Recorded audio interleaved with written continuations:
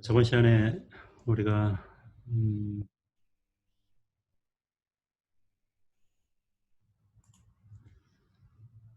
저번 시간에 백프로포게이션 알고리즘을 기본적으로 다 얘기를 마쳤죠. 그 뉴럴 네트워크 들어가서 토픽이 좀 많았는데 처음에 이제 리니어 케이스, 리니어 한 클래시파이어, 퍼셉트론 제일 간단한 거 그거 가지고 시작을 했고 그 다음에 그거하고 유사한 역할을 하는 피셔 LDA 얘기를 했습니다. 퍼셉트론이 뭐 지금 크게 의미가 있는 것도 아니고 많이 사용되는 것도 아니지만 히스토리컬하게 의미는 있는 거죠. 처음으로 뉴럴 네트워크 심플하지만 인공신경망 모델을 만들어서 문제를 해결하려고 했다. 이론적인 근거도 좀 같이 제한된 게 있고 퍼셉트론이 간단하긴 하지만 그런 간단한 거를 많이 모으면 복잡한 펑션도 계산할 수가 있다. 그런 테어렘이 있었죠. 그 다음에 이제 리니얼리 세퍼러블 한 거에 대한 처리가 제한이 있기 때문에 이제 연구가 많이 사그러들었었고 그것을 해결하기 위한 여러 가지 아이디어들이 많이 제한이 됐고 그러다 결국에는 이제 멀티레이어로 가면은 아까 퍼셉트론도 멀티레이어 가면은 모든 게 계산 가능하다고 했지만 난리니어한 케이스 뭐 아무리 복잡해도 계산할 수 있다는 이론적인 근거가 제시가 되고 그 이론에 맞는 3층짜리 구조의 네트워크이면 모든 걸 계산할 수가 있다. 그래서 그것의 이론을 뒷받침할 수 있는 학습 알고리즘이 앞에 에러를 쓰든지 말든지 해가지고 에러 백 프로포게이션 알고리즘이다. 나오려고 하는 거, 나와야 되는 것하고 나온 것하고의 차이인 에러를 가지고 그것을 포워드로 가서 에러를 계산하고 백워드로 내려오면서 그것을 보정해주는 그런 알고리즘이죠. 그렇기 때문에 단순한 에러 펑션이 됐든 아니면 뭐 좀 복잡한 오브젝티브 펑션이 됐든 해결하고자 하는 펑션을 잘 디파인해서 그 테크닉을 쓰면 문제를 해결할 수 있는 솔루션이 도출이 된다. 백프로포게이션 알고리즘 자체는 뭐 간단하게 여기 아주 그야말로 수도 코드니까 처음에 랜덤하게 시작을 해서 어느 스탑 조건이 만족될 때까지 샘플을 고르고 그 다음에 쭉 올라가면서 아웃풋을 계산을 해서 아웃풋을 계산했다는 얘기는 이제 에러를 계산한다는 얘기고 그거 가지고 내려오면서 각 층, 여기는 그냥 두 층이 있다고 치면 웨이트 기준으로 보면 각 층에 해당하는 웨이트 변화량 그레디언트 디센트 방법으로 구해서 최종적으로 업데이트한다. 다시 또 올라가서 반복이다. 그게 알고리즘이고 알고리즘을 유도하는 수학이 뭐 조금 있었지만은 뭐 그렇게 어려운 건 아니니까 여러분들이 이해를 했으리라 봅니다. 그 다음에 이제 지금은 이제 일반적인 리그레션 문제 해결할 수 있었는데 분류 문제에도 적용할 수 있겠다. 분류 문제는 뭐 어쨌든지 리그레션보다는 간단하니까. 그래서 이게 C가 아웃풋 그때 아웃풋을 나타내는 노테이션이었으면 아웃풋이 K가 있다 그러면 클래스가 K가 있을 때 어떤 인풋이 XP가 들어오면은 어느 클래스에 속하는가 단순히 이걸 봐가지고 WTA, Winner Take All 아이디어를 적용하면 되겠다. 그래서 argmax를 쓰면 된다. 그런 얘기죠.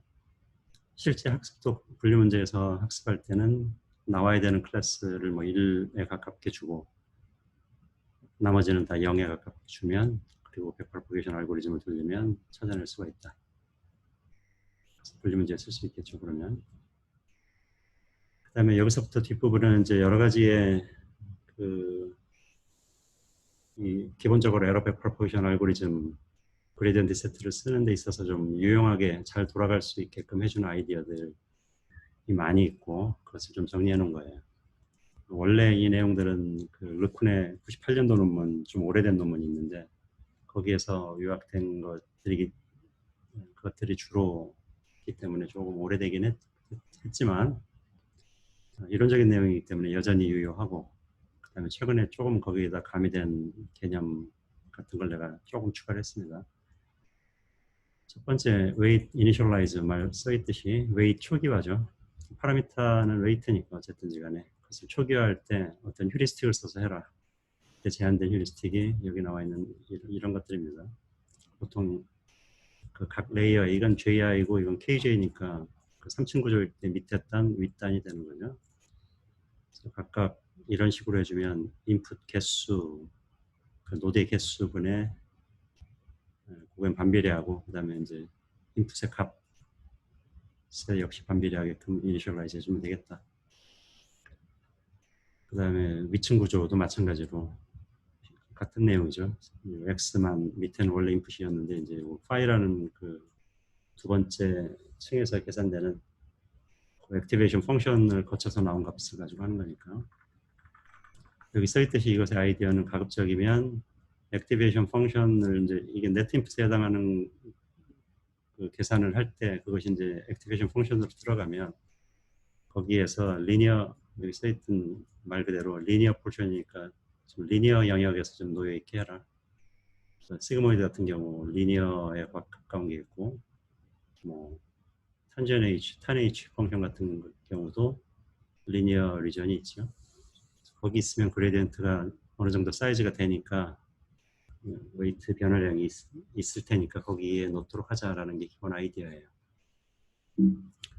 반면에 그게 아니면 그레디언트가 미미하면 학습의 효과가 좀 떨어지는 거죠. 그래서 이런 아이디어가 나왔습니다. 이건 아주 최근 논문이죠. 특히 비교적 최근에 나온 것으로 대표적인 두 가지가 있어요. 이거는 자세한 내용은 뭐 논문을 보면 될 텐데 첫 번째 시그모이드나 아니면 하이퍼볼릭 탄젠트 펑션 같은 것에 적용하기 좋은 것 그런 웨이트 초기화 방법은 이 범위에서 뽑아라 라는 겁니다. 그래서 n은 노드의 개수고 그 j하고 j 플러스 1은 특정 층, 두 층 페어를 의미를 해요. 그래서 두 개의 층을 연결해주는 웨이트는 그 층을 구성하고 있는 노드 수에는 반비례하게 매직 넘버 같이 그냥 6이 들어가 있는데 어쨌든 최종 유도된 식은 이거예요. 유니폼하다는 얘기고 그 유니폼 분포에서 범위가 요 안에서 뽑으면 되겠다. 그 다음에 렐로하고 리키렐로라는 게 있는데 조금 이따 뒤에 슬라이드에 있으니까 이건 양의 영역에서는 이제 리니어한 거고 음의 영역에서는 그냥 0 나오게 하는 거예요. 그 리니어 유닛인가 이게? 리니어 유닛인가 약자가 막 그럴 텐데 이게 렉티파이어 수정된 뭐 그거니까 리니어는 리니어인데 양의 쪽에만 있다. 리키는 좀 뭔가 새 나오는 건데 그 음의 쪽에서 좀 기울여져 있게 0이 아닌 그런 형태를 띠는 이런 펑션들은 웨이트를 이 범위에서 이니셜라이즈 하면 좋겠다. 그럼 평균이고 이건 표준 편차일 테니까 이런 노멀 분포고 이 분포에 따르는 걸로 이니셜라이즈를 하면 성능이 좋다. 그게 이 해라는 사람의 자기 이름 펄스 네임을 띄워가지고 그것은 이니셜라이제이션 방법이다 이렇게 얘기를 합니다. 이거는 오늘 딥러닝 노트에도 그렇고 앞으로 많은 부분이 이제 요 리 교수, 그 스탠퍼드 페이페이 리라는 교수가 하는 그 CNN 과목이 있어요. 이미지 분류하는 거, 딥러닝을 써서 그 과목에서 있는 노트에서 내가 많이 갖고 올 겁니다. 아무튼 거기 있는 것 중에 하나에서 온 거예요. 이건 그 이니셜라이제이션 하는 방법으로 여러 가지가 있다. 액티브 리서치에 속하는 것이고 위에 두 개 논문들도 여기 있습니다. 요거하고 요거죠. 그 다음에 하나의 중요한 개념으로 배치 노멀라이제이션이라는 게 있어요. 특히 2015년이니까 비교적 최근이고 딥러닝에서 뭐 거의 대부분 배치놈이라고 그냥 얘기를 하죠. 배치놈을 써서 많이 합니다. 단어 자체만 보자면 노멀라이즈 하는 거니까 어떤 정규화를 해주는 거고 배치는 우리가 뭐 학습할 때 데이터 배치 학습이다 아니면 뭐 스토캐스틱이다 그렇게 얘기할 때 배치를 보자면 데이터를 다 집어넣어서 거기에서 나온 값들을 가지고 노멀라이즈 한다 그렇게 보면 되는 거죠. 보통 미니 배치를 생각을 하는데 전체 모든 데이터 집어넣지는 않고 학습을 미니 배치를 통해서 하면서 나오는 값들에 따라서 노멀라이즈를 하면서 그 값을 써서 실제 학습에 사용을 한다. 그러니까 원래 인풋 부분은 오리지널 데이터 인풋에 해당하는 걸 집어넣고 그 다음에 층을 타고 올라갈수록 이제 중간 레이어들이 계산이 될 텐데 배치 노멀라이제이션을 안 쓰면 그냥 계산되는 대로 그걸 가지고 학습을 하죠. 앞에서 약간 복습했던 그 백프로포게이션 알고리즘을 그냥 쓰면 그런 식으로 돌아가죠. 근데 그렇게 할 때 이 사람들 논문에서 얘기하는 거는 인터널 코베리언스 쉬프트 그런 얘기를 해요. 그러니까 밑에 층에서 막 변하는 것이 동시에 일어난다. 학습을 할 때 밑에 층은 이제 위층을 보고하고 위층은 또 그 위층을 보고하고 보고한다는 얘기는 이제 위에 영향을 미치고 그렇게 볼 수도 있고 아니면 맨 위에 있는 게 아웃풋이니까 그걸 보고서 내가 그걸 맞추려고 하는 거죠. 위에서부터 그걸 맞추려고 하다 보니까 그게 쭉 밑으로 내려오면서 영향을 받아서 각 층에서는 자기가 목표하는 엑스플리시트하게 나와 있는 아웃풋도 있고 그 다음에 우리가 뭐 크레딧 어사이먼트 문제다 결국 뭐 그런 얘기를 했듯이 중간에 맞춰 가려고 하는 대상이 있을 텐데 그것이 다 같이 막 변동이 심하면 학습 잘 안 된다 그런 얘기예요. 아까 백프로포게이션 알고리즘에서 웨이트 업데이트를 한번 쭉 하면 모든 게 다 바뀌죠. 그렇죠?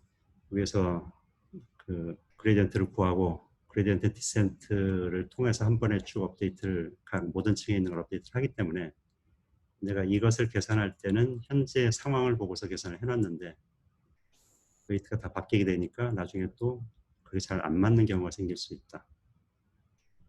그래서 그걸 반영을 해서 학습을 하자. 그게 배치놈의 기본 아이디어입니다. 이런 알려진 사실이 있습니다. 이렇게 강조하는 것. 아까 르쿠의 논문에서 나온 거라고 볼 수 있는데 그 액티베이션이니까 인풋 값이 됐던 아니면 위에 있는 레이어에서 계산된 값들이 됐든지 간에 그 값들이 평균이 0이고 베리언스가 1이 되도록 하면 성능이 좋다. 그렇게끔 만들어라. 그런 어떤 룰이 있어요. 정확히 얘기하면 르쿠네 논문에서는 그 평균 0하고 베리언스가 서로 그 피처들 사이에서는 인풋 피처가 됐던 아니면 히든 레이어에서 서로 동떨어진 노드들이 됐던 것들을 무관하게 해라. 뭐 디코릴레이트 해라. 그런 말이 있거든요. 그러면 어떻게 보면 그 PCA 개념하고도 또 연관이 되어 있는 거죠. 그러니까 서로 코릴레이션이 없이 그냥 각 좌표축에 직교하는 그런 좌표축을 가정을 해서 평균은 또 0에 가깝게 값들이 0이 아니고 막 위에 올라가 있고 그럴 수가 있는데 그걸 0으로 땡기고 그 다음에 모든 피처들이 다 유닛 베리언스를 가지게 그러니까 퍼져 있는 정도도 다 비슷하게 그렇지만 서로 관련은 없게 그렇게 만들면 성능이 좋을 수가 있다. 그런 룰에 따라서 그렇게 해보자라는 거예요. 여기서는 X는 그 지금 이 액티베이션에 해당하는 겁니다. 인풋 값이 됐던 아니면 도중에 어떤 레이어에서 나온 액티베이션 값이 됐던 여기 지금 얘기하고 있는 배치라는 것은 그런 것들의 뭐 묶음이니까 인풋을 쭉 집어넣었을 때 특정 값이 나오는 거예요. 여기서 K는 특정 피처라고 보면 돼요. 그래서 각 디멘션에 해당하는 게 K로 보면 K번째 피처에서 나오는 값을 이렇게 변환해서 쓰는데 원래 오리지널 값이 이거고 거기다 햇을 씌우면 변환된 값이고 오리지널 값에서 그것이 가진 평균을 빼고 분산 이거니까 그 표준 편차죠. 편차로 나눠주면 노멀라이즈 되는 거죠. 어느 정도. 그 평균으로 끌어당겨주고 그 편차로도 나눠줬으니까. 그래서 결국 배추놈에서 하는 게 이거란 얘기예요. 그러니까 오리지널 피처가 들어오던 아니면 어떤 액티베이션 값이 여기서 들어오던 각 디멘션 K에 대해서 그 값들을 X 말고 X 햇을 써라. 그렇게 만들어주자는 얘기고 어떻게 해야 되느냐. 그것을 요 어떻게 보면 스케일링 해주는 팩터들이죠. 요 평균하고 그 표준 편차가 그것도 학습에서 찾아서 사자. 그러니까 평균이 0이고 분산이 1이 되도록 하면 좋다 그랬는데 그걸 맞추기 혹시 어렵다거나 그러면 학습을 통해 가지고 적절하게 그것도 찾아가면서 이것을 변환해서 쓰자. 그러니까 오브젝트 펑션에서 보통 우리가 학습에 사용되는 파라미터들이 있죠. 뭐 대표적인 웨이트 그것도 변경을 하고 그 다음에 이 스케일링을 가능하게 해주는 그런 파라미터들도 정의를 해서 것을 동시에 학습을 하자. 감마하고 베타라는 것을 끌어들여 가지고 요 평균하고 분산 역할을 하게끔 해요. 좀 더 자세히 보면 인풋 데이터가 지금 이런 식으로 있다. n 곱하기 d니까 뭐 n 줄에 디멘션이 d다. 아까 k에 해당하는 거라고 생각하면 되죠. 그러면 데이터의 각각에 대해서 j를 요 컬럼으로 보자면 사이즈가 n이니까 이거 평균이 되죠. 이 모든 것에 대해서 특정 j 번째 있는 것은 단순히 그 값을 평균을 구해주면 그게 평균이고, 분산은 마찬가지로 평균 빼기 그 값의 제곱의 평균이니까 그렇게 구할 수가 있다. 그러면 앞에 슬라이드에서 얘기했던 그 스케일링한 결과 값은 본래 값에서 뮤를 빼고 분산으로 나눠주면 된다. 이건 그냥 의미의 값을 넣는 겁니다. 작은 값을 0이 나오는 케이스를 방지하려고.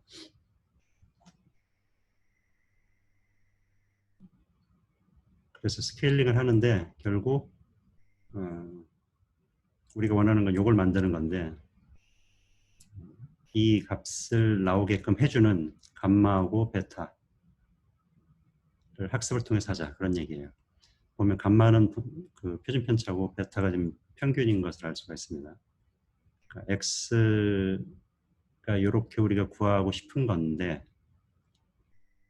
그거는 요 단순히 주어진 미니 배치가 있다 그러면 미니 배치의 평균이나 분산 가지고 계산을 할 수가 있고, 그것을 실제로 쓰기 위해서 실제 인풋 x 대신에 y를 결국은 쓰는데, 그것은 그 평균, 그 특정 피처 값의 평균에다가 분산을 이렇게 해서 나온 값에다가 평균만큼 땡겨주고 거기다 분산을 곱해주면 이게 스케일링이 되는 값이다 라는 거예요. 지금 이 x 햇은 말 그대로 x가 노멀라이즈 된 거고, 그 다음에 y는 거기에다 감마하고 베타라는 것을 곱해서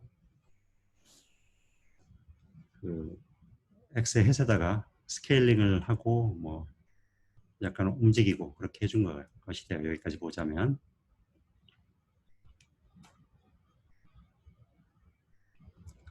지금 결국 우리가 하고자 하는 것은 그 스케일 하는 게 감마고 쉬프트 하는 게 베타니까 감마하고 베타를 학습하자라는 얘기고,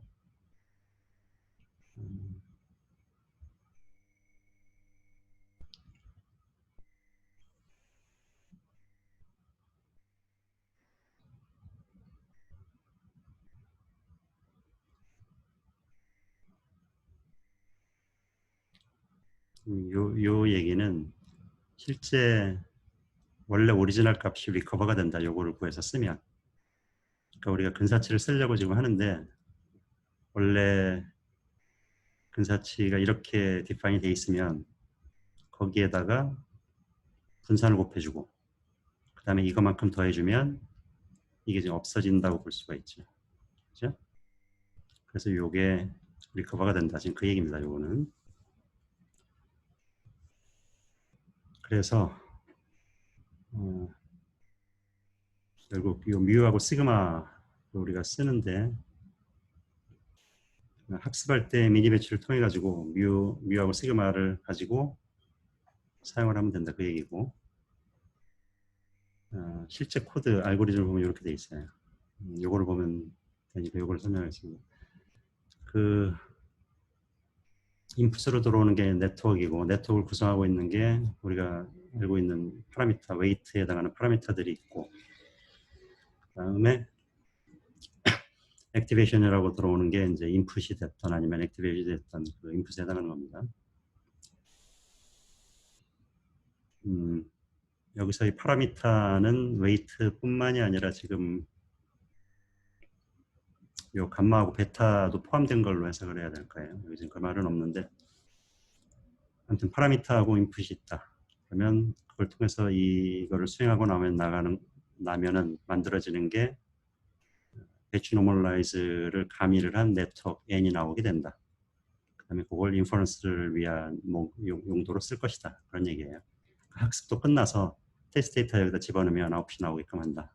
그러니까 결국 우리가 배치놈을 쓰든 안 쓰든 간에 원래 하던 일은 이 파라미터 데이터 들어오면 파라미터가 디파인이 되고 이 구조가 정해졌다 그러면 원래 오리지널은 마찬가지죠. 이게 주어졌을 때 학습하고 나면 이런 게 생겼었죠.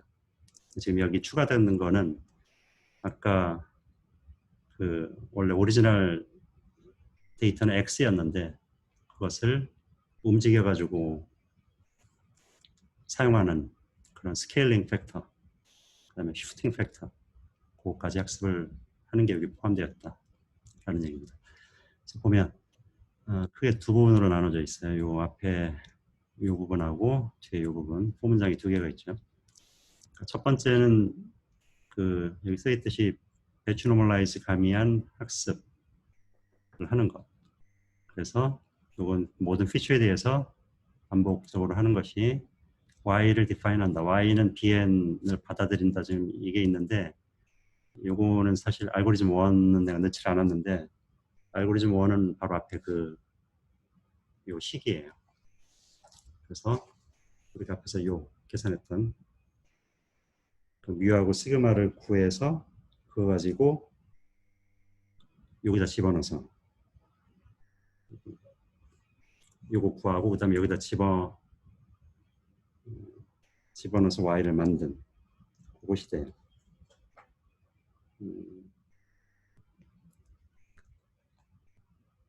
다시 설명을 하자면 인풋이 있을 때 요거 가지고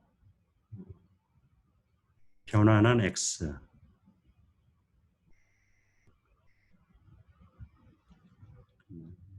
헷갈리는데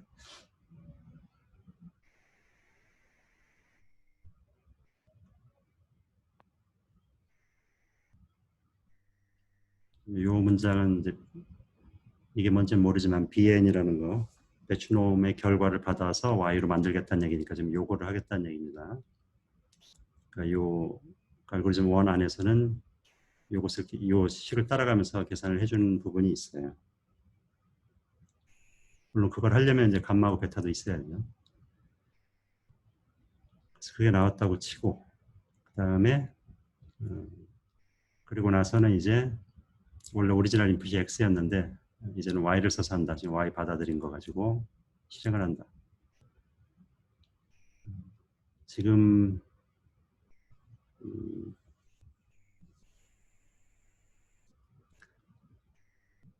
여기서는 설명이 좀 없는데 파라미터에 감마하고 베타가 있다는 얘기도 없고 그렇지만 이니셜 감마하고 베타가 있다고 치고 그걸 가지고 변화를 해서 y를 만든다고 하고 그거 가지고 학습을 해라라는 얘기, 할 준비를 해라. 이 부분이 돼요.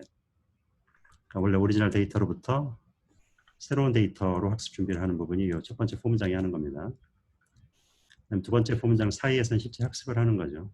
여기 이렇게 만든 요거 그 네트워크를 학습을 하는데 이제 파라미터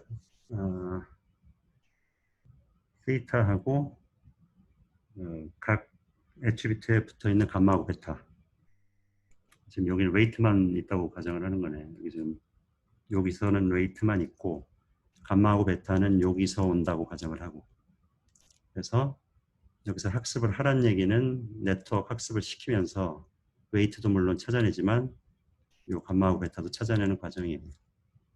그게 여기서 일어납니다.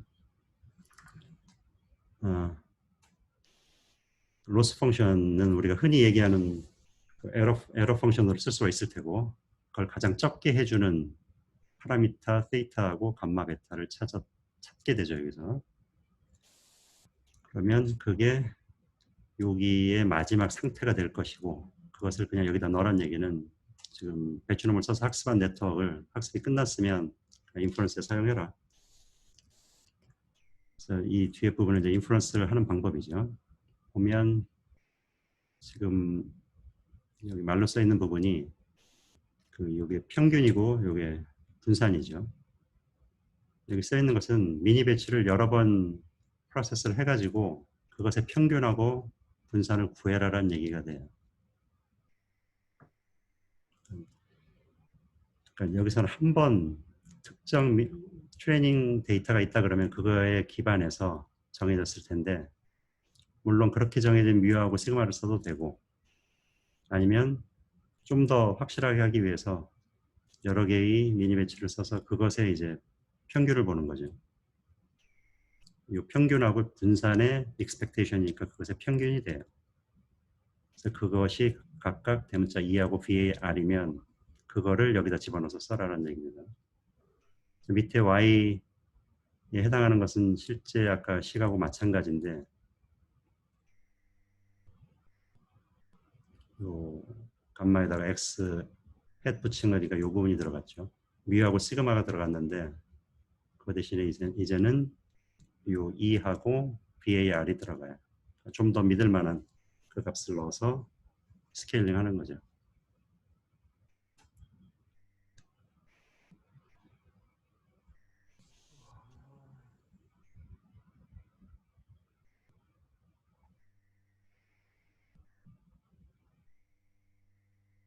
이게 전체 배치 노멀라이제이션을 사용한 그 네트워크 학습 방법입니다. 여기 써있듯이.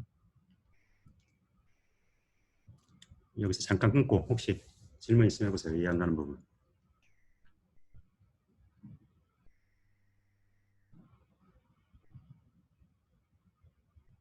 최종적으로 여기서 y가 나오는 거죠. 이것을 써서 y를 만들어서 그걸 사용하는 거죠. 배치 노멀라이즈 한 결과가 y라는 얘기입니다.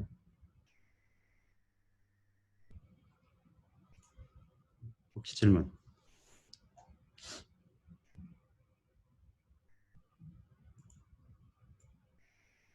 이거 하나요?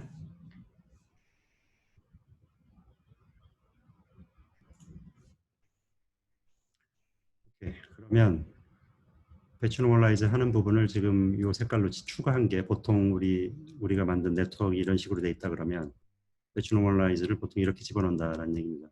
써 있듯이 보통 풀리 커넥티드 그다음에 컨볼루션은 여기 나와 있지 않지만 보통 풀리 커넥티드 아니면 컨볼루션 레이어 다음에다 넣는다 지금 그런 얘기죠.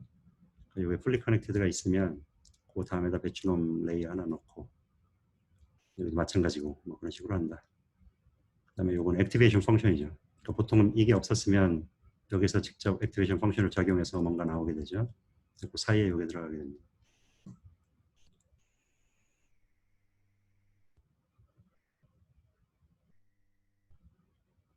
실제로 사용되는 값은 요 x 햇에 해당하는 우리가 원했던 요게 사용되는 거죠. 여기서.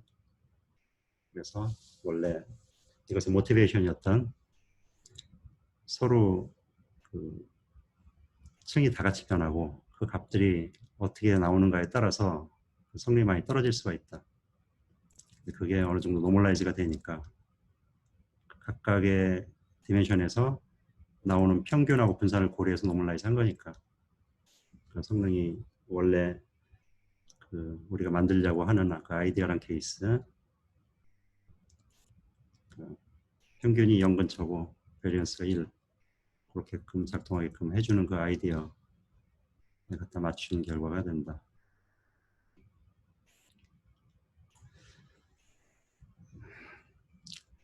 이건 코멘트들입니다. 실제로 배추놈을 쓰면 아까 얘기했듯이 많이 씁니다. 이거를 학습이 잘 된다 그런 얘기예요. 그 이유는 그레디언트가 직역을 하면 잘 흐른다. 그 그레디언트가 아주 적어지거나 아니면 막 급속도로 커지는 그런 케이스라기보다는 적절한 그레디언트가 나와서 학습이 원활하게 된다. 러닝 레이트 좀 크게 해도 된다 그런 얘기입니다. 이론적으로 이거 작게 해야 된다 그랬는데 좀 크게 해도 되고 그래서 컨버전스가 빨라질 수 있다. 그다음에 레귤러라이제이션 해주는 효과가 있다라는 코멘트가 있습니다. 이걸 함으로써 실제 네트워크의 복잡도를 줄여주는 게 레귤러라이즈의 개념인데 그러니까 네트워크의 컴플렉스 시스템을 오브젝티브 펑션에다 추가를 해가지고 그걸 같이 옵티마이즈해서 좀 심플한 네트워크를 찾으려고 하는데 그런 효과가 있다. 그런 얘기고 실제 이목적으로 많이 쓰는 게 우리가 drop out이라는 게 있어요. 말 그대로 drop out해서 밖으로 빼서 버리는 거죠. 그래서 노드를 특정 노드가 별로 역할을 못한다 싶으면 그걸 빼서 무시하고 네트워크를 좀 심플하게 만드는 그런 건데 그 대표적인 레귤러라이제이션 방법 많이 쓰는 건데 그런 효과가 드랍아웃을 굳이 안 써도 배추놈을 쓰면 그런 효과가 있다. 그다음에 컨볼루션 네트워크하고도 잘 갖다 붙일 수 있고 그런 얘기죠. 문제가 있을 수 있는 것은 학습하고 테스트일 때 좀 달리 작동할 수가 있다. 그런 얘기예요. 학습 데이터 가지고 우리가 그 스케일링 팩터를 학습을 했고, 그렇죠? 근데 나중에 테스트일 때는 학습할 때 사용했던 데이터를 우리가 테스트 상황에서는 없는 거니까 그게. 그래서 실제 인퍼런스 하는 과정, 그게 테스트로 보면, 그러니까 미니 배치를 뭐 여러 번 쓰든지, 아니면 여태까지 내가 봐왔던 학습을 뭐 여러 번 했다 그러면 여태까지 봐왔던 히스토리에 의해 가지고 평균하고 분산을 써서 쓰면 오히려 그게 더 정확한 값이 될 수가 있죠. 그렇지만 학습하고 테스트 때 쓰는 게 다르기 때문에 좀 그 차이가 올 수가 있다. 그런 코멘트예요.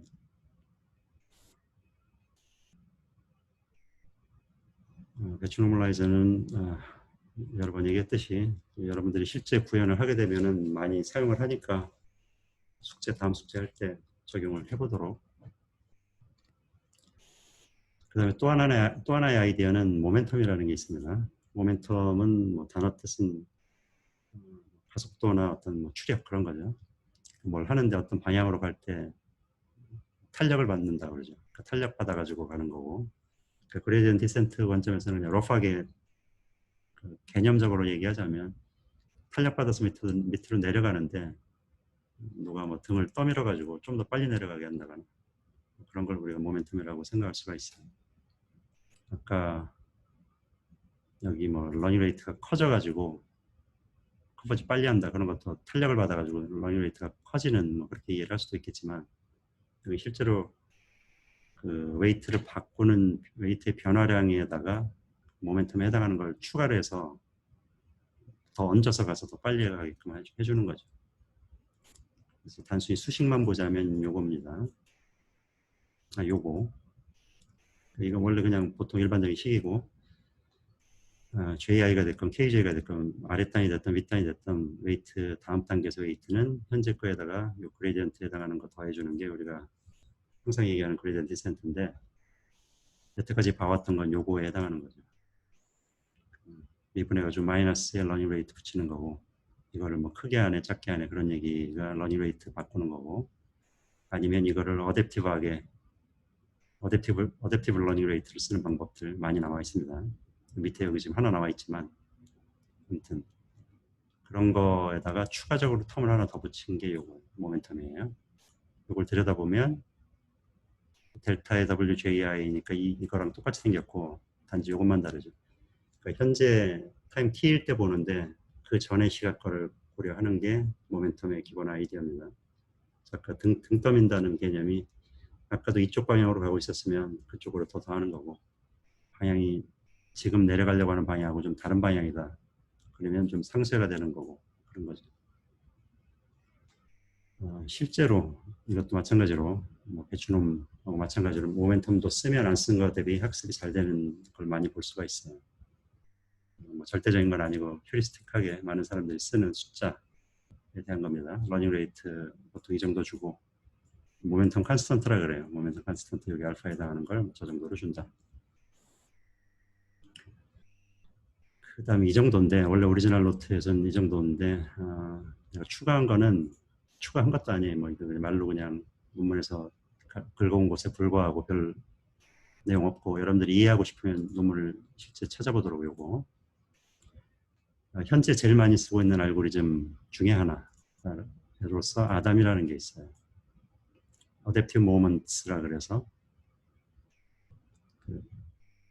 이 알고리즘인데 요거의 기본 아이디어는 RMS 프랍이라는 게 있습니다. 요건 지금 방금 얘기했던 이 위에 거 요거고 SGD, Stochastic Gradient Descent고 모멘텀 썼다는 거고 그죠? 그거하고 RMS 프랍이라는 그 러닝 레이트를 바꿔주는 어댑티브하게 바꿔주는 방법이 있는데 그거를 두 개 결합한 것이 러프하게 그 아이디어가 아담이다.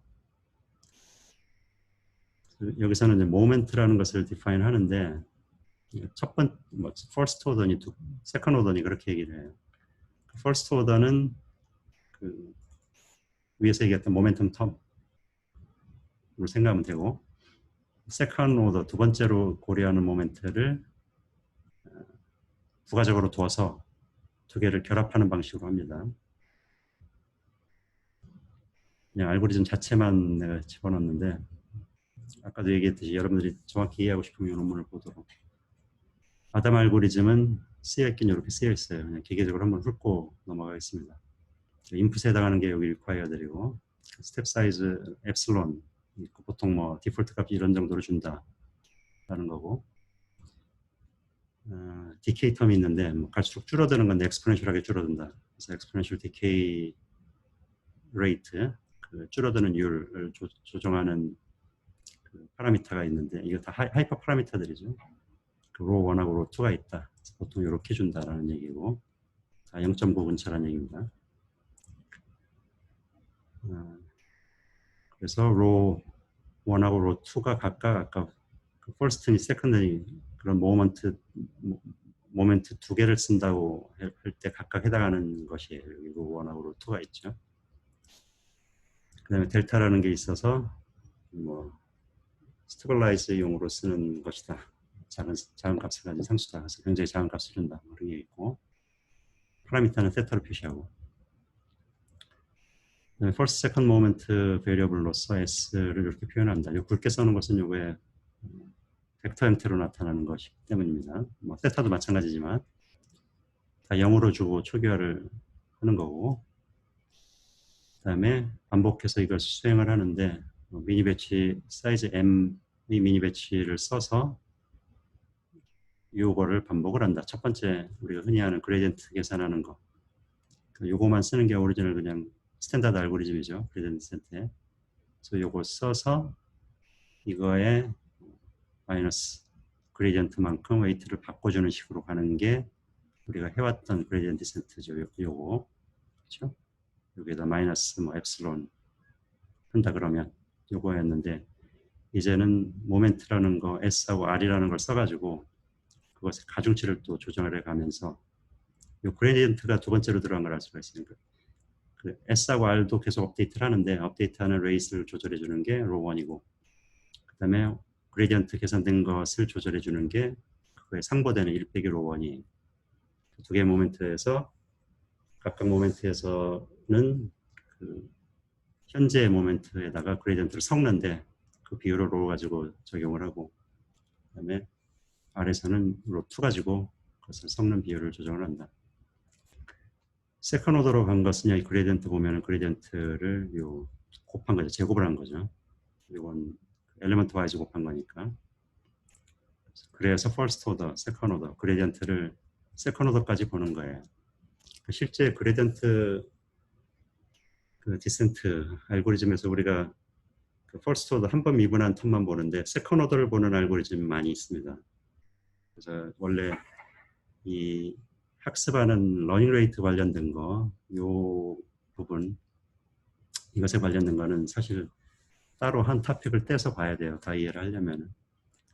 퍼스트 오더만 보는 것, 그 다음에 그것들의 여러 가지 베리언트들, 그 중에 제일 많이 요새 쓰는 것 중에 하나는 아담, 지금 내가 얘기한 거고, 그 다음에 세컨 오더로 전통적으로 봐왔던 뭐 수치 해석 쪽에서 봐왔던 알고리즘들이 있어요. 뭐 뉴턴 방법이랄지, 뭐 뉴턴 랩스 메터드랄지, 뭐 그런 것들.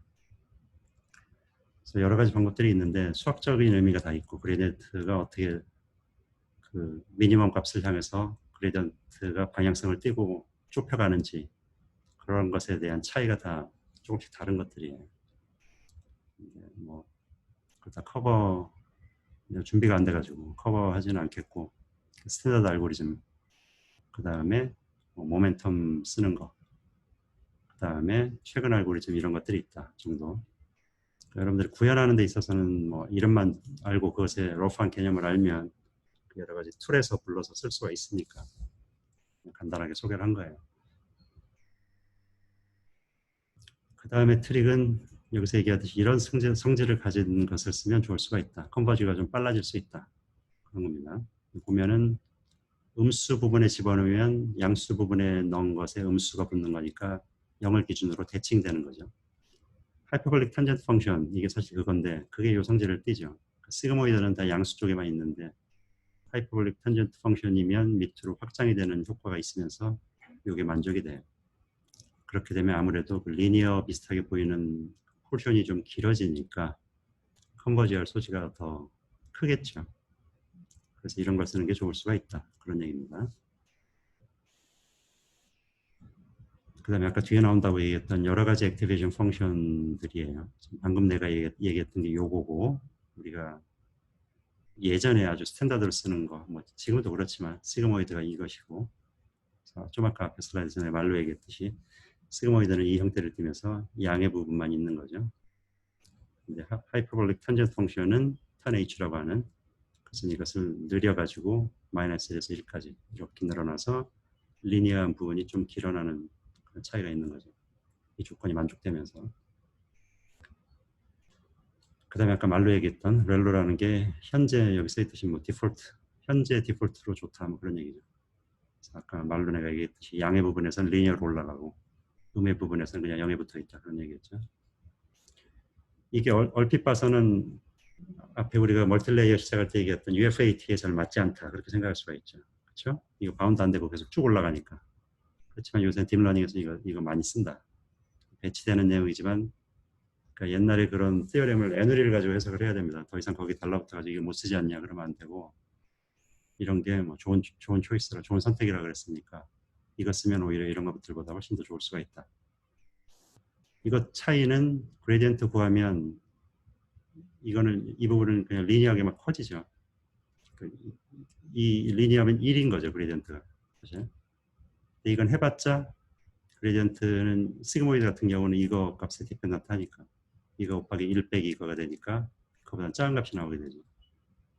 그래서 웨이트가 바뀌는 것은 그레디언트에 비례하는데 좀 빨리빨리 바뀌어 뭐 방향이 맞다 그러면 빨리빨리 바뀌면 좋을 수가 있죠.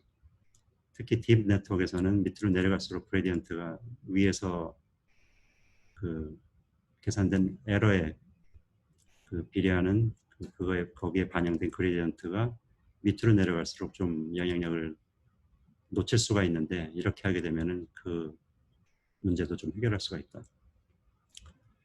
이쪽을 다 0으로 해서 무시하다 보니까 안 좋을 수가 있다. 그래서 작은 값으로 0.1로서 그 음의 부분을 넣어준 게 리키렐로예요. 그다음에 이렇게 생긴 게 EL인데 내가 E는 까먹었네. 이게 무슨 뭐의 약자는 문제는 아무튼 이것은 요 펑션이다. 그 다음에 또 생각할 수 있는 것은 트레이닝 example 그냥 오리지널 알고리즘 수도 코드 보면 그냥 하나 선택해서 특히 그 스토캐스틱으로 갈 때는 그냥 랜덤 샘플링 개념인데 그거를 순서를 랜더마이즈 해라. 그러니까 순서를 보기 때문에 오히려 이제 만약에 배치를 해석을 하자면 전체를 다 들여다보는데 순서를 좀 뒤집어서 해봐라. 배치에서는 좀 말이 안 되나? 배치에서는 다 들여다보니까 어쨌든지 그레디언트 합을 가지고 하니까 좀 그렇지만 그러니까 스토캐스틱 할 때 거꾸로 고려하는 데이터가 순서가 정해져 있다 그러면 그 학습되는 그 방향성이 픽스가 될 거예요. 그러니까 뭐 이론적으로는 그 로컬 미니멈에 빠질 소지가 더 커질 수가 있죠. 거기에다 랜덤성을 가미해가지고 좀 벗어날 확률을 높여봐라. 지금 그 얘기입니다. 노이즈를 좀 집어넣어봐라. 이것도 역시 그 그러니까 랜덤성을 가미를 하면 로컬 옵티멈에 빠지는 것을 좀 해결할 수가 있다. 노이즈에 강건하게 만들면 조금 그 정형화된 패턴에서 벗어나서 그 로컬 미니멈에서 벗어날 확률이 커질 수 있다. 지금 그런 겁니다.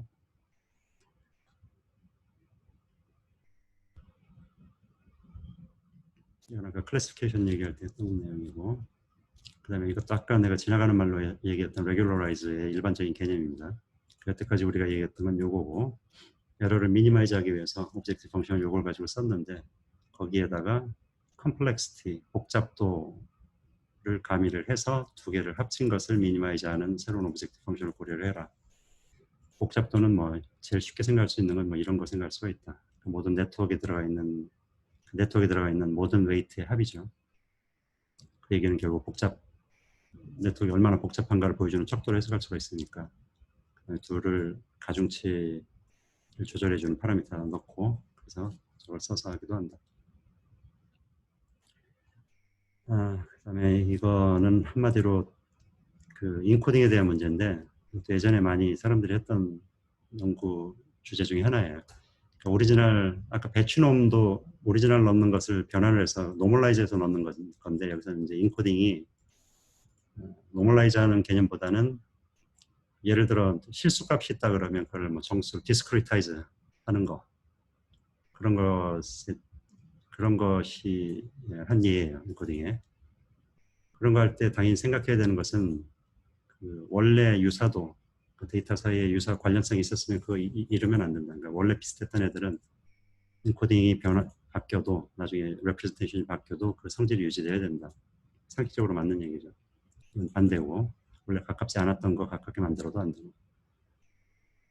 에러 커렉팅 코드는 우리가 자세히 살펴보진 않았죠. 앞에서 우리 앙상블 볼 때 맨 뒤에 나왔던 건데 가능하면 이런 거 쓰면 나쁘지 않다 그런 얘기예요. 그러니까 여러 가지 잡아주는 역할을 해주는 그런 인코딩을 쓰면 좋다. 그다음에 이 성질을 만족시켜주는 거로서 대표적인 거에 해당하는 게 서마미터 코드라는 게 있어요.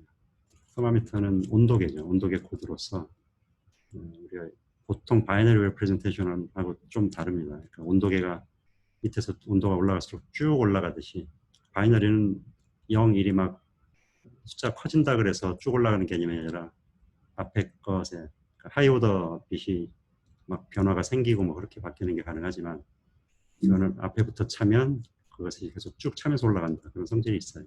그래서 비슷한 것이 성질이 유지가 되는 그런 효과가 납니다. 실제로 이거 쓰면 성능이 좀 보통 바이너리보다는 좋다. 그런 논문들도 있고. 그 다음에 여기서는 이제 도메인 날리지가 있으면 그 집어넣어라. 그런 얘기예요. 그 문제 해결하려고 하는데 알려진 부가적인 지식이 있다 그러면 그걸 어떤 식으로든지 간에 네트워크에 가미를 해서 하면 학습도 잘 되고 제너럴라이즈 잘 될 수가 있다. 상식적으로 생각해서 나쁘지 않겠죠.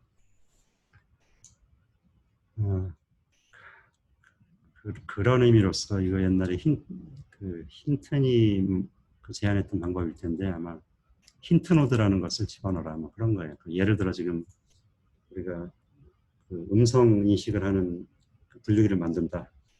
그러면 힌트 노드를 특정 의문에 대한 클래시피케이션 문제라 그러면 그거 이외에도 자음이냐 모음이냐 그것을 분간해주는 힌트 노드 여기 힌트 노드를 넣어서 걔까지 같이 학습하면 더 잘 될 수가 있다. 그런 거예요.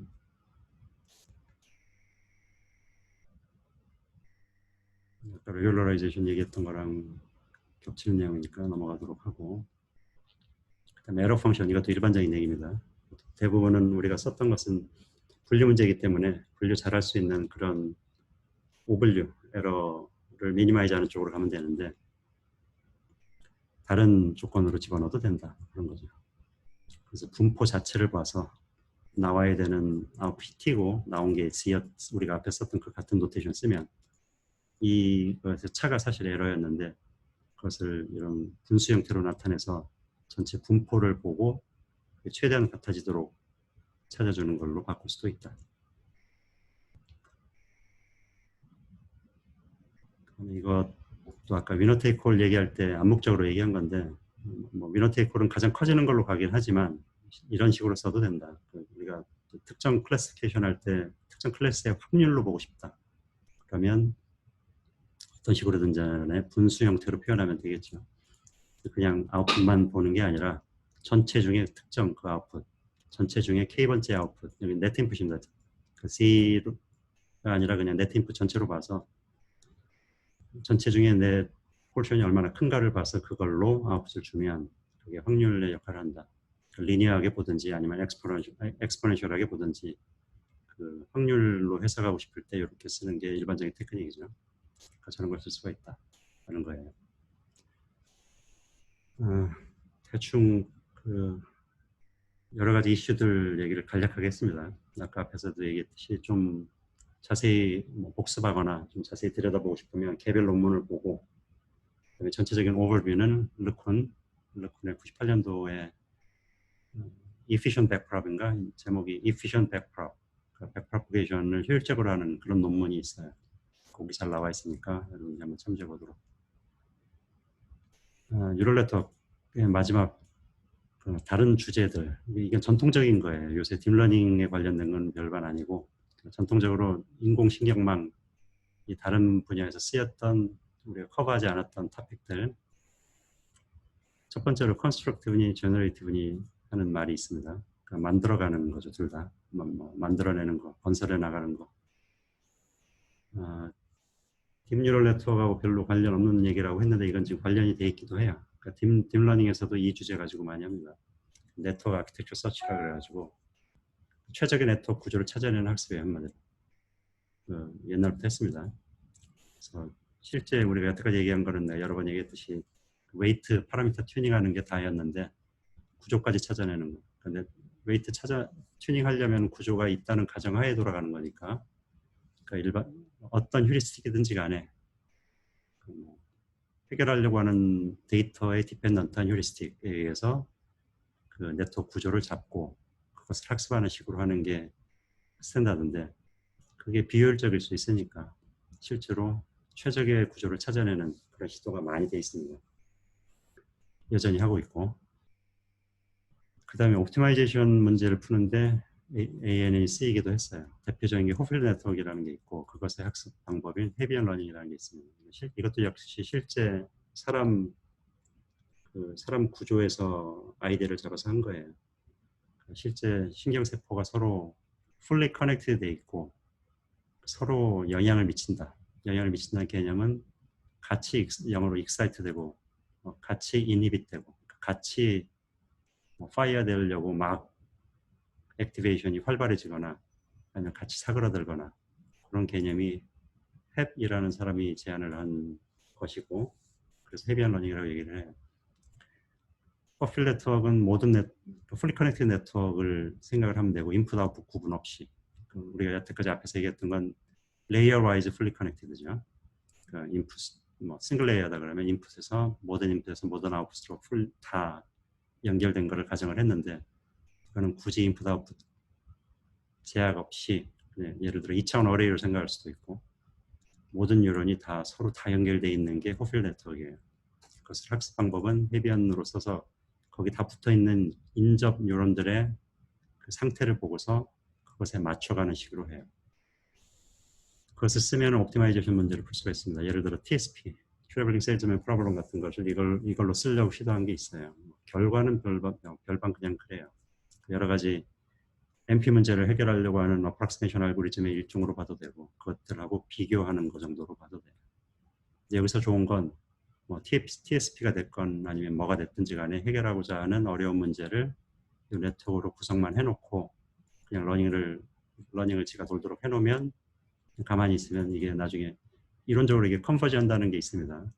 학습 방법이 어떻게 하면 예를 들어 동시에 다 변하지 않고 그냥 에이시메트릭하게 변하면 컨버지 한다라는 이론이 있기 때문에 지가 스탑하고 나면 최적의 솔루션을 찾고 스탑해요.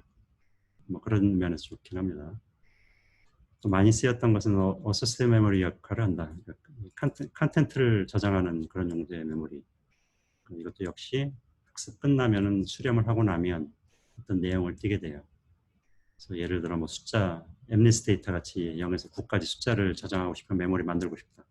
그러면 요걸 써가지고 이 알고리즘 돌리면 그 역할을 해준다. 그리고 나서 인풋으로 저장되지 않은 숫자에서 좀 흘려 쓴 숫자랄지 좀 깨진 숫자랄지 그런 게 들어오면 그 저장된 것으로 컨버지한다. 그런 이론도 있고, 그래서 메모리 역할을 잘 해주는 그런 게 쓰이기도 했습니다. 그 다음에 클러스터링 역할로서 쓰인 게 ART라는 게 있어요. Adaptive Resonance Theory라고. 이것도 역시 한때는 굉장히 많이 연구가 됐고, 특별히 이 부분만 한 사람이 있어요. 슈퍼바이즈 의미에서, 언슈퍼바이즈 의미에서. 클러스터링, 언슈퍼바이즈 클러스터링으로 보면 좋은 것은 예를 들면 지가 알아서 클러스터 개수도 찾아내고 뭐 그런 거를 해요. 물론 파라미터, 하이퍼 파라미터 하나 있어야 되긴 하지만 뭐 이거 옛날 얘기니까. 아무튼 뭐 그런 게 있었고, 또 많이 썼던 것 중에 하나는 셀프 오거나이징 맵이라는 게 있습니다. 이거는 말 그대로 자기 혼자 알아서 구성해주는 맵. 코넨이라는 사람이 제안한 거고, 간단한 학습 알고리즘이에요. 이건 조금 복잡해요. 알트는 좀 복잡한데 이건 그에 비해서 단순하고, 이것의 기본 아이디어는 동물에서 뭐 팔이 하나 예를 들어 잘렸다 사고로 없어진 부분이 했어야 되는 일을 나머지 부분이 점차 떠맡아가게 할 수 있는 그런 일어나는 현상을 학습을 통해서 해주는 게 이 셀프 오거나이징 맵에서 관련된 거예요. 코어넨의 뭐 솜이라고 얘기를 해요. 그 정도가 있습니다. 여러분들은 별 관심이 없죠, 그렇죠? 뭐 내가 옛날에 공부할 때만 해도 이 분야들이 다 액티브했었고, 특히 첫 번째 주제는 내 논문 주제였고, 아까도 얘기했듯이 여전히 이건 뭐 딥러닝에서 많이 합니다. 여러분들이 리서치 할 만한 분야라고 생각도 하고, 나머지는 뭐 어느 정도 히스토리다 라고 생각하면 될 것 같아요. 자, 주절주절 해가지고 뉴럴네트워크 다 끝냈습니다. 이해가 안 가는 부분이나 뭐 코멘트나 있으면 해보세요. 질문이나 코멘트.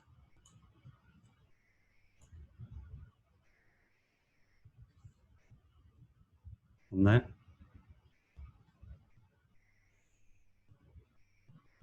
다 이해하나요?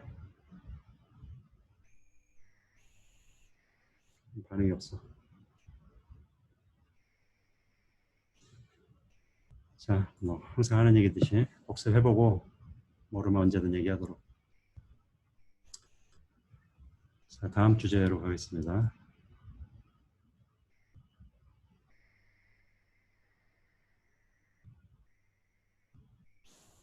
자, 다음 주제는 이제 딥러닝, 뭐 뉴럴 네트워크 우리가 여태까지 얘기했는데, 아까 내가 뭐 다른 멀티레이어 퍼셉션 말고 우리 뭐 다른 여태까지 사람들이 해왔다는 리서치 관련된 거 얘기를 주절주절 했는데, 그래도 메인은 어쨌든 멀티레이어 퍼셉션이고 그것에 대한 학습 알고리즘이고, 그다음에 그것을 잘하기 위한 여러 가지의 뭐 트릭이나 아니면 아이디어들, 그런 것들이었죠. 핵심은 이제 딥러닝이라 그래서 지금 앞에서 얘기했던 그 내용들이 다 없어지는 건 아니고 여전히 유효하고, 단지 말 그대로 딥해진 거죠, 네트워크에. 그 부분을 보도록 하겠습니다.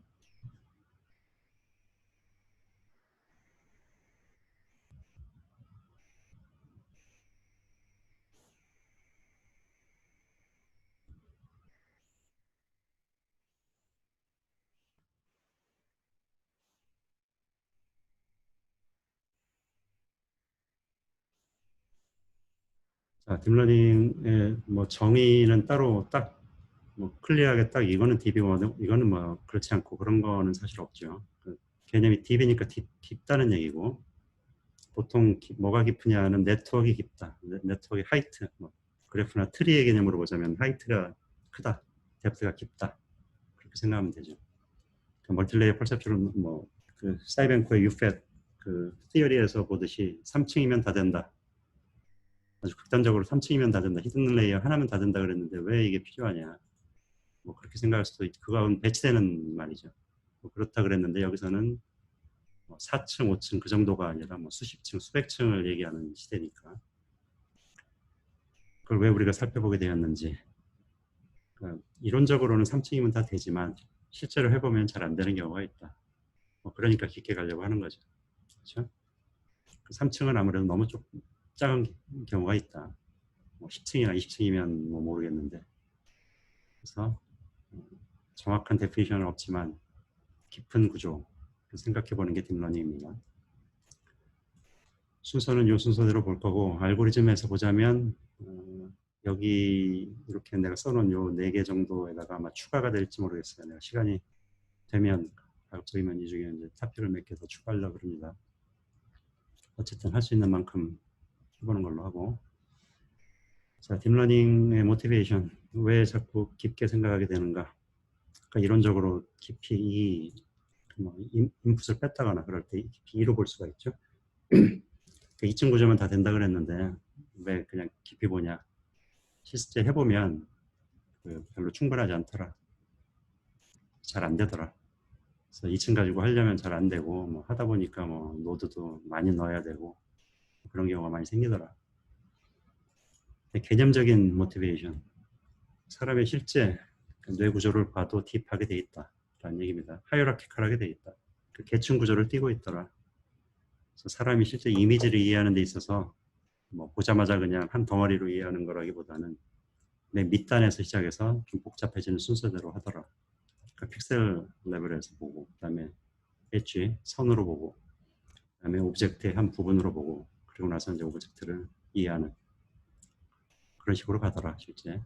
그래서 그렇게 실제로 할 수 있는 그런 모델을 생각하는 게 말이 되지 않을까.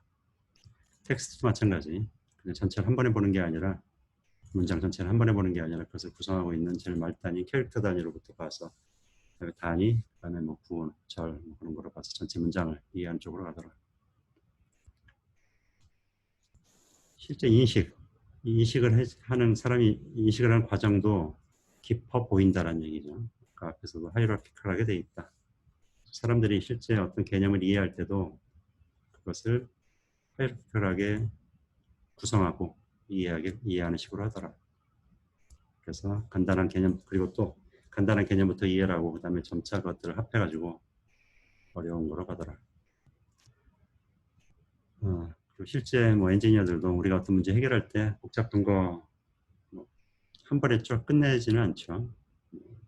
탑다운이 됐든 아니면 바텀업이 됐든 그 해결하려고 하는 문제를 구성하고 있는 조각을 내 가지고 그걸 각각 해결한 다음에 그것을 다층 구조의 앱스트랙션 직역을 하자면 그 여러 층으로 하이어라키컬하게 올라가면서 그것을 추상화시킨다. 밑에 것이 아주 구체화된 거라 그러면 그걸 이제 추상화시키면서 하이 레벨로 올라가더라. 딥러닝 히스토리, 간략한 히스토리. 그래서 실제 생명체에서 일어나는 현상에서 그 깊이를 보고 그 개념 하이어라키컬하게 이해하는 그 개념에서 시작을 했다. 그래서 멀티레이어 퍼셉션에서 그 깊은 구조를 생각하게 되었다. 근데 거꾸로 여기 써 있는 말은 뭐 직역을 하면 뭐 수십 세기 걸렸다 그런 얘기죠. 그 깊은 건 좋은데 실제 학습을 하다 보니까 오래 걸리겠죠. 그렇죠? 그러니까 우리가 뭐 백프로포지션 알고리즘 얘기할 때 3층 가지고 얘기를 했고 그거 가지고는 단순하게 그냥 위층 뭐 KJ 그다음에 JI 웨이트를 업데이트하기 위한 식을 유도를 해가지고 이제 그거 바꿔주면 된다 그렇게 쉽게 얘기를 했는데 뭐 밑에 100층이 있다 그러면 그 과정을 100번을 해줘야죠. 위에서부터 내려가면서 업데이트하는 걸 100번을 쭉쭉 해야 되니까 그 지금은 또 다른 얘기지만 몇십 년 전, 10년 전만 해도 계산 성능이 지금보다 훨씬 떨어져서 그 아이디어를 구현하는데 실현하는 데 있어가지고는 한참 걸리더라 그런 얘기예요.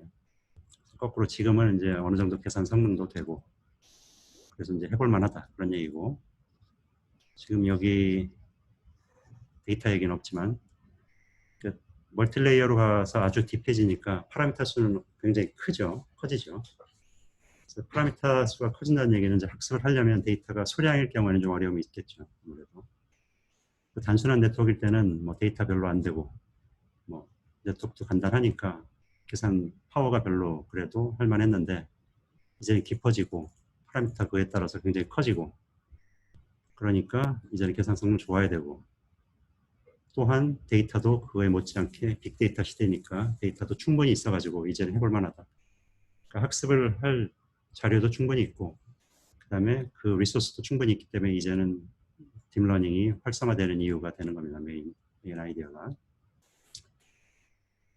그 다음에 여기 써있는 거 2006년도에 브레이크스루가 있다 그랬는데 여기 써있는 것은 그 전에 거꾸로 2006년 전까지는 그냥 미미했다. 보통은 2층 아니면 3층 구조 가지고 했다. 그리고 그렇게 했던 게 아까 계산 능력도 그렇고 깊게 가려면 계산 능력도 있어야 되고 데이터도 있어야 되는데 그게 충분치 않아서 그렇게 간 것도 있고, 그 다음에 알고리즘 자체가 백프로페이션 알고리즘이 밑으로 내려가다 보면 그레디언트가 베니싱한다, 아니면 거꾸로 폭발한다, 그런 문제가 있더라. 베니싱 그레디언트 아니면 익스플로딩 그레디언트라고 얘기를 합니다. 층이 굉장히 깊어져 가지고 우리가 그레디언트를 계속 곱해가는데, 예를 들어 1보다 작다 그러면 값이 적어지게 되죠. 그래서 1보다 작은 그레디언트가 계속해서 멀티레이어로, 굉장히 큰 멀티레이어로 곱해지면 이 현상이 생길 테고, 거꾸로 1보다도 크다 그러면 그야말로 폭발하는 거죠. 둘 다 문제가 되죠. 그렇죠? 학습이 잘 안 될 테니까. 그래서 뭔가 알고리즘적으로도 해결을 해줘야 된다. 그게 2006년에 힌튼하고 벤지오 그룹이 브레이크스루를 만들었다, 그런 얘기입니다. 구체적으로는 뭐 레이어 와이즈 그리디 트레이닝, 그런 거를 고안을 했어요.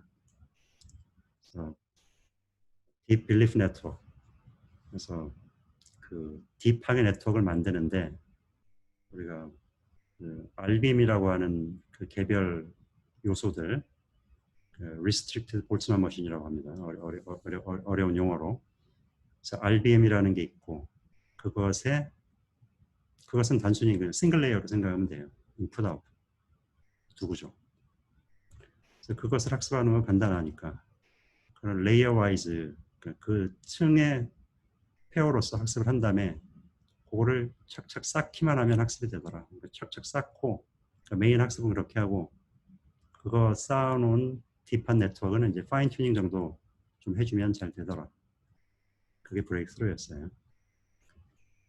그래서 이런 문제도 있었는데 이제는 뭐 계산 성능, 데이터, 그다음에 알고리즘 측면에서도 여러 가지 다양한 방법들이 나와서 딥러닝이 가능하게 되었다.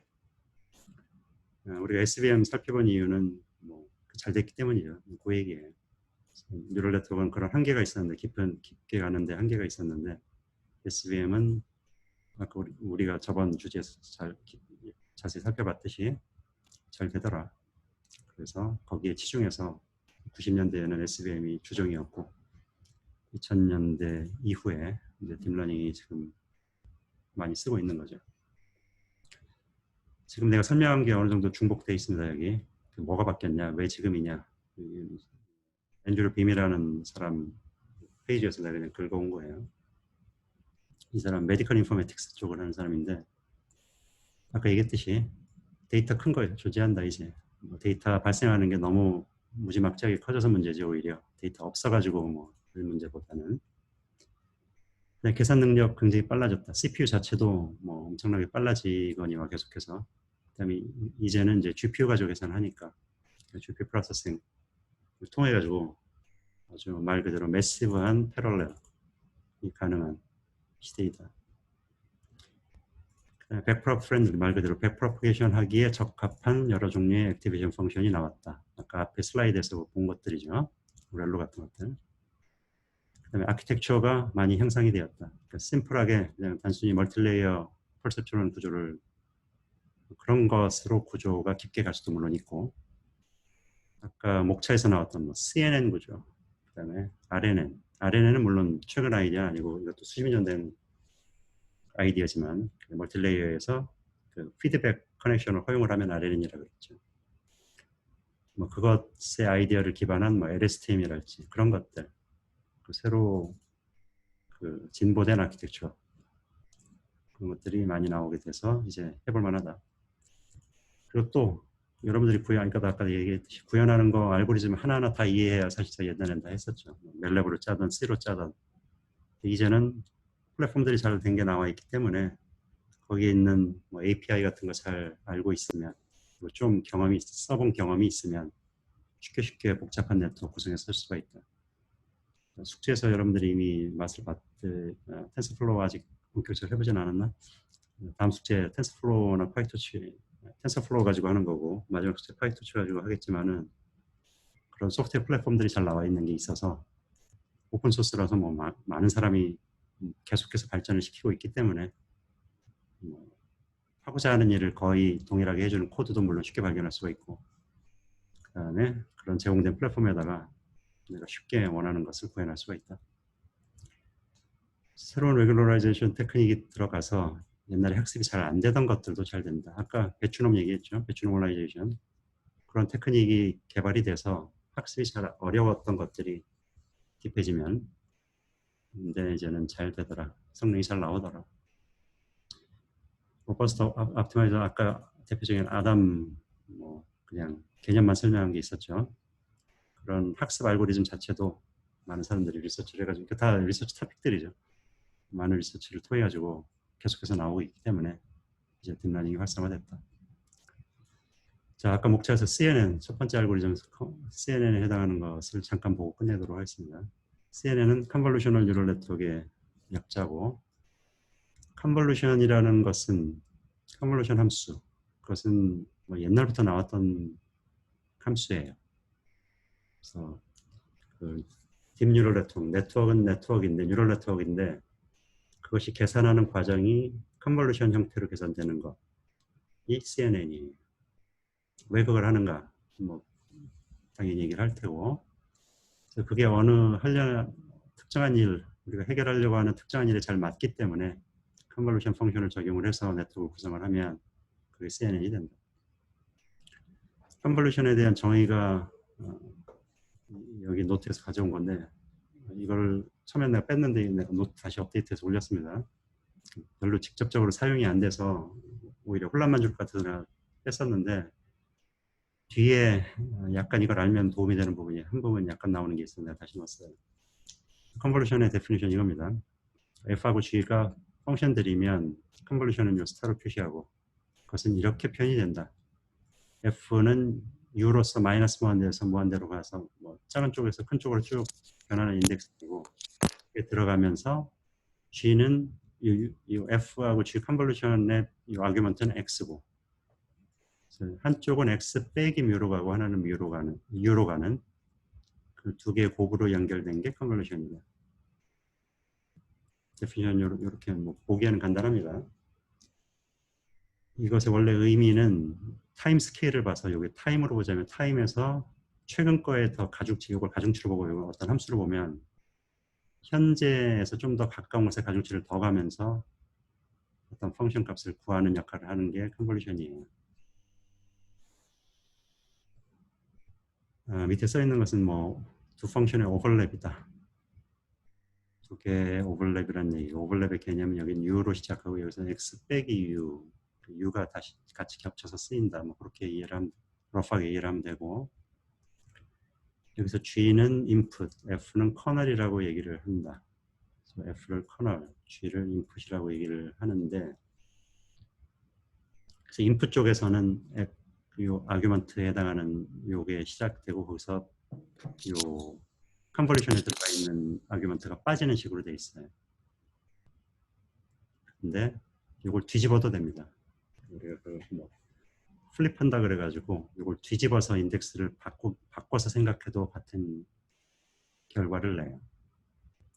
그게 이제 컨볼루션이 서로 뭐 교환 법칙 한글로 얘기하면 교환 법칙이 적용한다 그렇게 얘기를 합니다.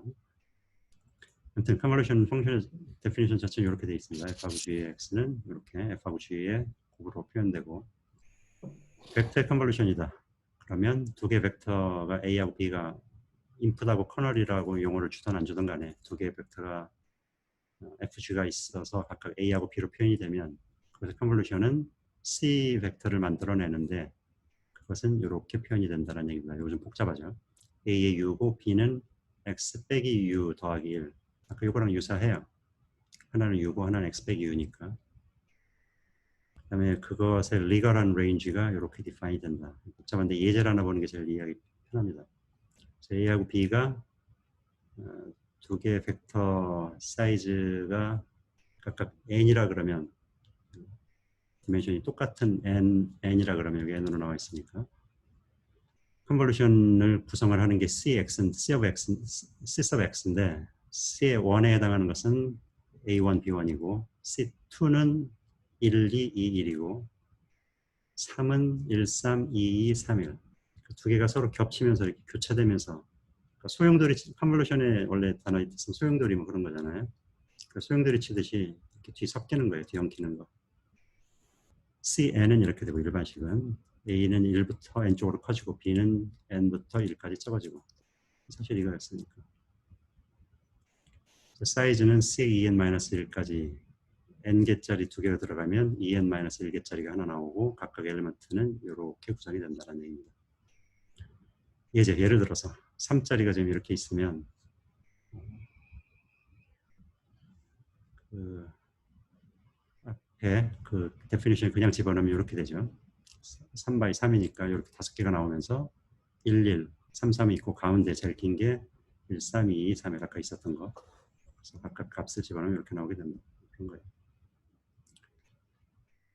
이거를 베리어블 2개로 확장을 하면 이렇게 된다. 좀 복잡해지는데 아까 개념은 동일하죠. 아까 베리어블 하나 했던 게 2개 가면 생김새 U하고 V 2개가 되면 각각 X, Y로 2개가 들어가면서 각각 빠지는 거 동일한 형태입니다. 매트릭스로 확장이 될 수가 있다. 매트릭스를 2개로 봐서 2개 매트릭스 A하고 B가 있으면 그는 각각 이렇게 된다. 하나를 인풋, 하나를 커널이라고 얘기를 한다. 그런 얘기입니다. 다음 시간에 계속 이어서 또 그 뒤에 CNN 얘기할 때 얘기를 하겠습니다. 그 예를 간단하게 만들면 A하고 B가 이렇게 디파인 되어 있다. 사이즈가 다르죠. 그래서 A하고 B의 컨볼루션을 C로 구하면 각각 엔트리를 아까 벡터 했을 때 같이 구할 수가 있고 예를 들어 C33, 33에 해당하는 것은 이렇게 쭉 길게 나오게 된다는 얘기고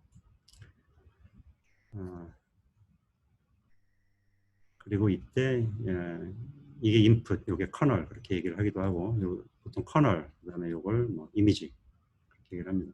뒤에 예제에서는 좀 작은 사이즈 우리가 옮겨가면서 계산을 하고자 하는 계산하는데 사용하는 걸 커널 그다음에 오리지널 인풋 전체 들어오는 게 뭐 이미지 아니면 인풋 그래서 커널이 예를 들어 이런 식으로 디파인 된 거를 적용을 해서 이미지 예를 들어 이런 게 들어왔을 때 커널이 이 값을 띄고 있으면 2개 컨버전 구하면 이렇게 된다. 보면 여기서는 좀 확실했던 게 좀 뭉개진 걸 볼 수가 있죠. 우리가 민 필터라 그래요. 이 민 필터 역할을 해주는 커널이다. 만약에 커널이 이런 식으로 생겼다 그러면 보통 세로축으로 컬럼식으로 서로 좀 관련성이 있는 거죠. 하나는 양의 관련성이고 이건 음으로 붙어 있는 거고 가운데는 0이고 2개 곱해보면 그 세로축으로 좀 도드라져 보이는 효과를 내요. 소벨레지 테크라고 얘기를 한다 그래요. 난 잘 모르는 내용입니다.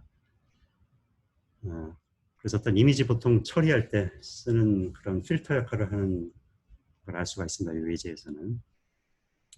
근데 이제 CNN에서는 뭐 개념은 비슷하죠. CNN에 들어가는 이런 필터가 있고 커널을 통해서 계산 나오는 이렇게 이런 계산 결과 이런 걸 우리가 피처 맵이라 그래요.